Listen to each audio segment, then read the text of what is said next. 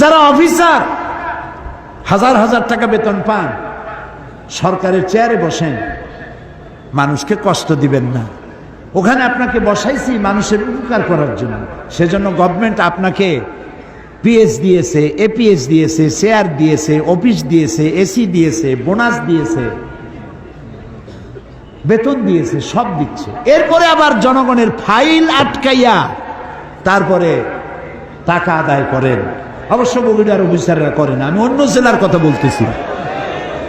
এই কাজটা যে করেন, মানুষের বুকের উপরে রিভলভার ঠেকাইয়া পয়সা আদায় করা যেমন সন্ত্রাসী তৎপরতা, কোন মানুষের ফাইল আটকায় টাকা আদায় করা তার থেকে বড় সন্ত্রাসী তৎপরতা। সুতরাং আপনার পয়সা হারাম হয়ে যাচ্ছে।